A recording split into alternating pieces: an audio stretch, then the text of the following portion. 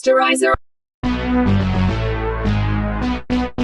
Sanibona igama le-movie yethu ngo-2023 Freelance la esiqala khona ngoMason owayebhizi ecabanga ngempilo yakhe ukuthi njalo uba nesifiso sokusiza abantu abavikele ethi ingakho akhetha umsebenzi wokuba ummeli kodwa ngokuhamba kwesikhathi umsebenzi wokuba yiloya wagcina engasawuthandi ingakho adecide ukujoyina i-army abe yisosha noma kwakuwumsebenzi onzima futhi oyi-risk kodwa waye-enjoy ekuthanda emva kwalokho washada nowesifazane igama lakhe kuthiwa uJenny baba nendodakazi uCasey impilo yakhe uMason yayihamba kahle kwathi one day baba kwemission yena namasosha ayesebenza nabo ukuthi bayobulala upresident wasePaledonia owayebusa ngenkani kwathiwa uYuan ekuthiwa wayenesihluku ebantwini bakhe basePaledonia kodwa sebezofika bahlaselwa amasosha kaYuan ihelicopter yabo yawuphahlakela ehlathini kwafinqwaba abantu ababesebenza noMason emva kwaleyo nkozi uMason waresign ebusosheni wabuyela emsebenzini wakhe omdala kube nommeli kodwa lapho engajabulile nomsebenzi wakhe engawuthandi njengoba sembona evuka ebingelela unkosikazi wakhe iyongena emotweni yakhe ethatha indodakazi yakhe isesikoleni bese emotweni ingane yakhe yamtshela ukuthi khona umfana oyibangela isicefe eklasini oyitshela ukuthi uyayithanda uMason wathi enganeni yakhe ayiboyifaka impama leyo ngane yomfana mayiphinde yenza leyo nto esuka lapho uMason waye ofisini lakhe labameli wayohlangana nelinye iclient lakhe elathi lifuna uMason afayile lawsuit kwenye company ye-telecommunication emskemile selambile lelo client wasala uMason ecabanga ngekusasa lempilo yakhe ecabanga nengemali ayenza la ukuthi incane kakhulu kunale mali kade yenza ebusosheni later wavakashelwa u-Earl omunye umngane wakhe babesebenza naye ebusosheni kade bagcinana ababe amasosha naye abasinda naye engozini u-Earl wayefikela ukuthi wathatha uMason ethi ufuna ukuhamba naye khona into ebalulekile afuna abakhulume ngayo wamthatha bahamba bafika kwikhampani eyi-private security u-Earl watshela uMason ukuthi le nkampani uyiqale 7 years ago ethi usehlanganise abantu abaningi kade beyamasosha ethi ngoba beseqasha inqwaba yamasosha amaningi la e-America ufuna igcine isisabalalele ey'ndaweni ey'njengako-Asia no-Europe ethi kumanje inkampani yakhe annually yenza imali eyamamiliyoni ye-profit uMason wabuza ku-Earl ukuthi pho mina ukungibizelani u-Earl watshela uMason ukuthi bengikubizela ukuthi ngifuna ukusebenza nawe ekhampanini yami ngoba ngiyakwazi ethi ngoba futhi ku-team yethu buyi-social ne-skill uMason wanqaba watshela u-Earl ukuthi kumanje usene-trauma yento eyenzeka kwimishini yabo yokugcina u-Earl watshela uMason ukuthi umfunele imishini eyodwa kuphela after that ngeke asamfune enye favor u-Earl wathi kuMason umsebenzi wakhe kuwukuyovikela intombazane eyintatheli igama layo uClaire eyokwenza i-interview nopresident wasePaledonia upresident Yuan uMason wethuka kakhulu ezegama likaYuan ngoba uYuan wadala ukufa kwenqwaba yamasosha ayesebenza nawo uMason nale trauma emphethe uMason watshela u-Earl ukuthi akafuni ukuphinda abone uYuan empilweni yakhe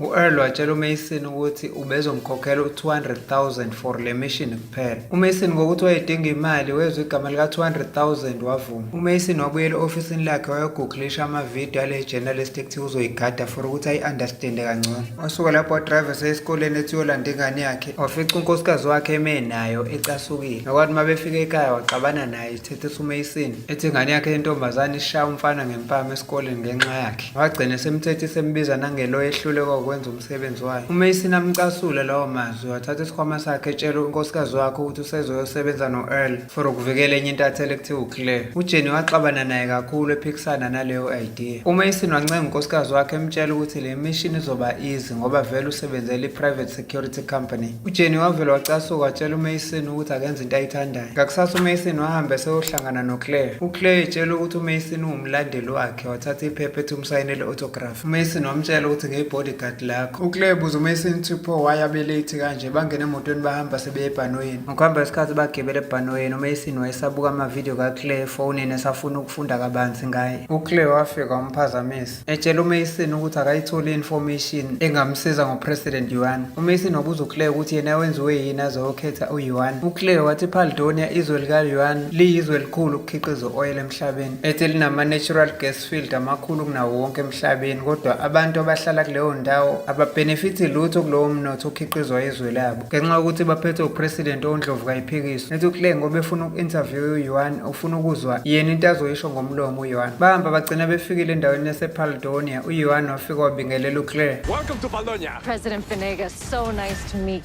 you. wazwashutha naye iselfie azoyiposta kuma-followers akhe. uClay wacabanga ukuthi uYohan akuyena umuntu onenhliziyo embi ngendlela abamchaza ngayo abantu. Enkulumeni yabo siyathola ukuthi u-Eli okumngani kaClay uyena ohlanganisele uClay le interview ukuthi abe nayo noYohan, ngoba u-Eli noYohan basebazana isikhathi eside. bangena bobathatha emotweni, uMason wahlala ngemuva. uClay wa-introduce uMason kuYohan wathi uyi-bodyguard lakhe, kodwa uYohan wayemazi uJohn Cena uMason. basuka emotweni bahambe iphelezelwa i-convoy yama-bodyguard, bese endleleni bavele bahlaselwa amanye amasosha. kwaqhuma imoto yama-bodyguard yayihamba phambili. leli butho lalibahlasela babevele belindele ukuthi upresident uzodlula la, futhi babeplana ukuzobulala yena uYohan. badubula imoto kapresident, kwadubuleka udriver washona. uMason waphuthuma lapho wayohlala endaweni kadriver, warivesa fast washayisa enye imoto yamasosha engemuva, wabuya wayoshayisa le moto eyayiza ngaphambili. watshela uClay benoYohan ukuthi abamlinde la. waphumela ngaphandle wadubula le nqwaba yamasosha eyayigcwele ngaphandle. wabuye esehamba kabuhlungu ngoba naye wayeshayekile. uYohan wathi ucela ukumsiza amlule. uMason wacasuka wamtshela ukuthi ngikuzonda kabi wena ungasondela eduze kwami. uYohan wayincoma into eyenziwe uMason, wamcela ukuthi akajoyine ibutho lakhe. uMason watshela uYohan ukuthi leli butho olishoyo ilona ibutho lakhe belifuna ukukubulala, kuchaza ukuthi akekho umuntu wala ePhaldoni okuthandayo wena. uMason wathatha isibhamu ebhuthini yemoto, bahamba bobathathu baze bayofika endaweni eyihlathi. uMason wafonela u-Earl wamtshela konke okwenzekile, waseyamtshela ukuthi akathumele amasosha i-rescue team bazobalandela ngokushesha. u-Earl wayamcheck ilocation yakhe emaphini, waseyamtshela ukuthi kunendawo eyi-safe zone abangahlala khona ibanga lo-3 kilometers ukuya khona. wathi akaphuthume lapho ngoba ihelicopter ye-rescue team izobathatha lapho. uYohan wacela uMason ukuthi ucela amboleke ifoni, ufuna ukufonela umshana wakhe azobalanda. uMason wanqaba wathi ngeke azamnike futhi akanandaba nempilo yakhe ngisho ngafa. noYohan watshela uMason ukuthi angamdeleli osezweni lakhe la. wacasuka uMason wakhipha isibhamu ekhomba uYohan. uClay wangenelela ngokulamula engena phakathi nendawo, ecela uMason ukuthi angambulala uYohan futhi akamboleka ifoni. wamnika uMason ifoni. uYohan wafonela umshana wakhe uGeorge emtshela konke okwenzekile, wamtshela ukuthi akamthumelele abantu abazomlanda. uGeorge wethuka kakhulu ukuzwa ukuthi umalume wakhe uyaphila, kanti futhi siyathola ukuthi uyena uGeorge umshana wakhe obeplana ukuthi abulawe umalume wakhe. uthumelile zayimoto eyibahlasela ebridgini ngoba esebenzisana nabantu abaphezulu ePhaldoni. uGeorge wazama uku-acta normal ukuze umalume wakhe angasoli okuningi. wathi esevala ifoni uYohan wayihlakaniphile, wayizwa ithoni yomshana wakhe, wasuspect ukuthi uyena umuntu obethumelele abantu bebezama ukumbulala. ngesikhathi uYohan etshela uMason leyo nto, wathi uMason akanandaba, wathi akasale kanje futhi akasafuni ukuhamba naye, asale eyibonela. uMason wathatha uClay bahamba naye bobabili. bese endleleni uClay watshela uMason ukuthi bekungamele bamshiye yedwa. uMason watshela uClay ukuthi ngiyayizonda le ndoda futhi angisafuni ukuyivikela ngoba ifanele ukufa. wathi uClay kuMason kodwa bengizele la ukuzomenza i-interview, kanti futhi izinto ey'kanjena ayijwayele ukwenzeka, kanti futhi le interview ibizongithatha ingibeke kwelinye izinga ingipromote. uMason watshela uClay ukuthi akanandaba, waqhubeka nokuhamba uMason. yakhala isatellite phone ephethe uMason wayiphendula, wayifonela u-Earl emtshela ukuthi esikhathini esingango-2 minutes i-rescue team izobe sefikile lapho esizobalanda. angempela siphela ngesikhathi bayibona i-helicopter iza kubona. bathi sebethi bayakhona kwaphuma amanye amasosha ayebahlasela. basuka lapho babaleka uMason noClay. amasosha aqhubeka badubula ehlisa namabhomu for ukuthi baqedele. baqhubeka bebeleka isikhathi eside baze bayowela umfula, bawelela kwelinye ihlathi elingaphesheya, nokuyilapho uMason acasha khona khipha khona isibhamu sakhe. wayiciba wayishale i-helicopter wayiphahlaza phansi. baqhubeka lapho nokubaleka baze bawufika kwelinye ihlathi elithanda ukuhlangana, kanti bazofika kulelo hlathi badukelane bengasabonani. uClay wayesesaba, wayememeza igama likaMason owayengasabeli, wayengamtholi, kodwa wayethuswa ukubona elinye isosha liza wacasha, kodwa lelo sosha lase limbonile lasondelela ukuthi lizombulala. kodwa uMason waqhamuka khona lapho kulelo sosha, walibamba waliklinya isikhathi eside wazolibulala. eqeda nje kwaqhamuka isosha lesibili selibakhombe ngesibhamu selithi liyabaqedela, kodwa uYohan wathi qhamuka emva kwalo walidubula ngesibhamu sakhe.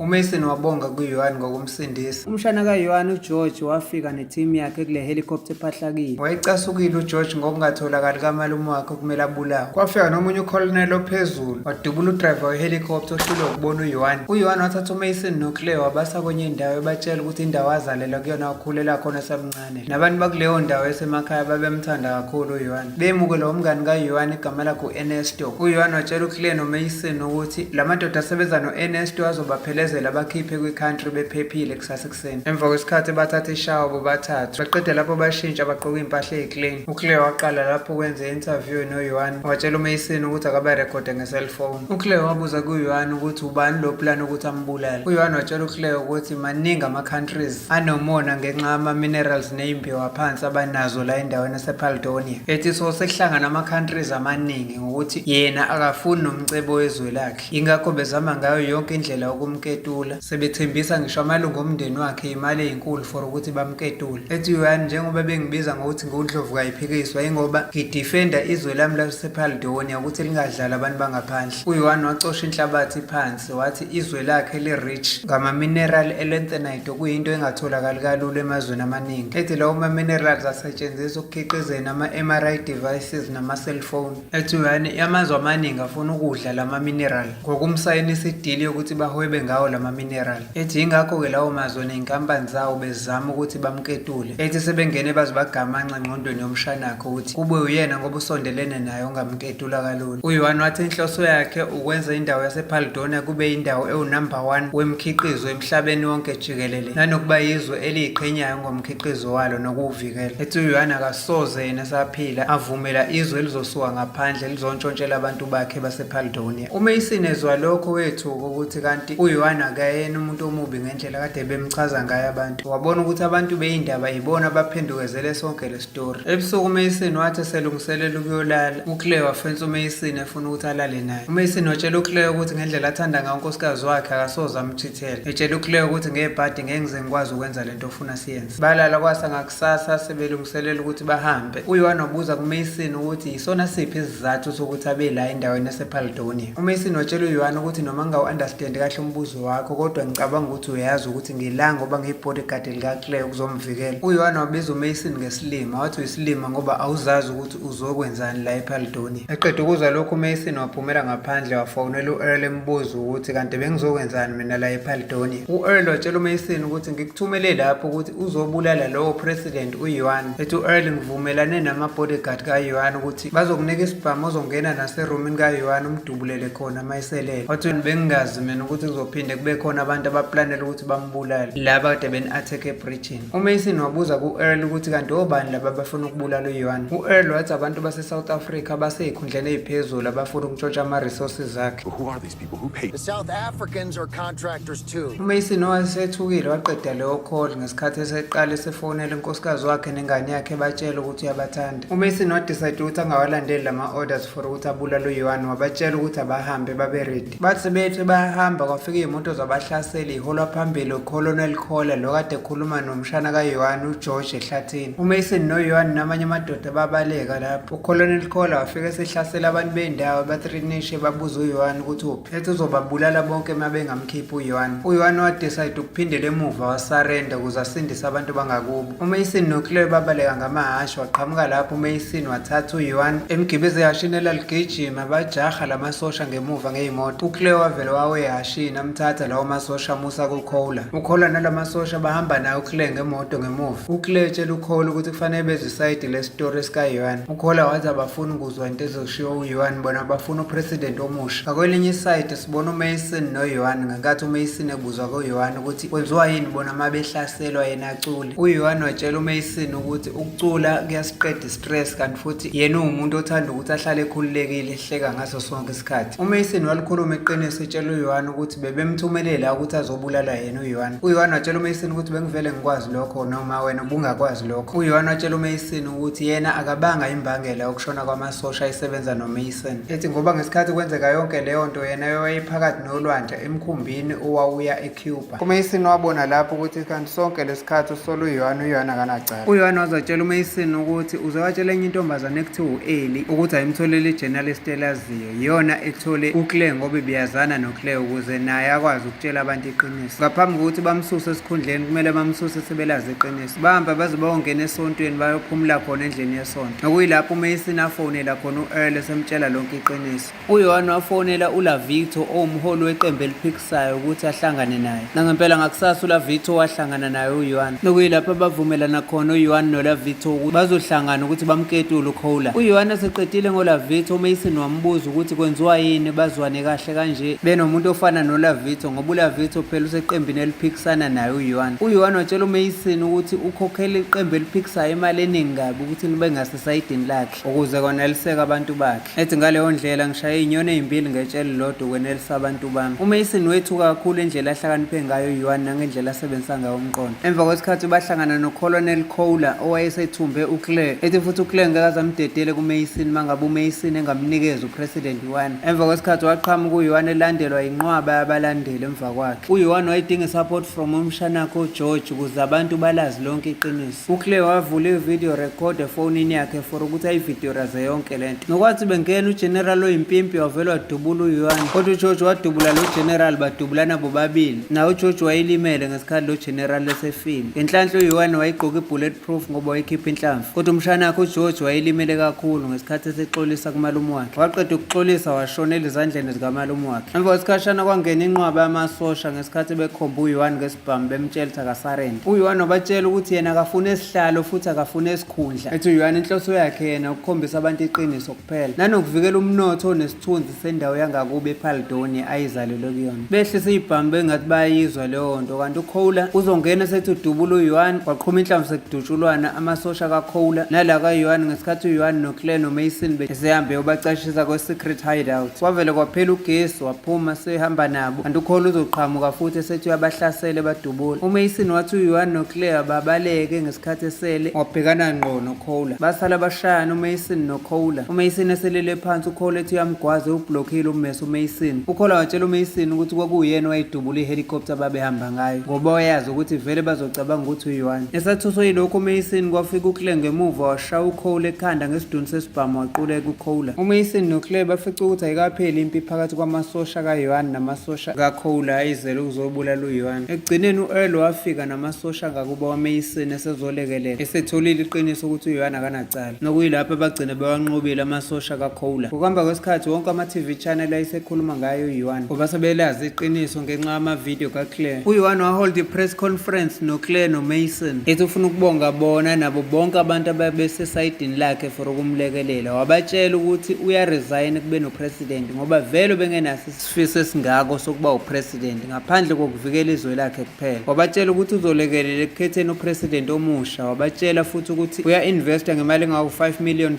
ukulekelela ukudevelopha izibhedlela nakwezemfundo. Ukuhamba kwesikhathi uMason wagcina ebuyele ekhaya. Unkosikazi wakhe wamhlangabeza emtshela ukuthi uyamjabulela futhi uyayiqhenya ngaye emva kokubona lento ayibona ku-TV ngemisebenzi ayenzile yena uMason. Ngakusasa sibona uMason eyikhipha nomndeni wakhe. Wangenelwa imessage efonini eyisendelwa uYuan. uYuan emtshela ukuthi unesipho esincane amsendele sona kwi-bank account. uMason wahamba waya kwi-ATM kodwa wethuka mayefica ukuthi uMason umsendele $5 million.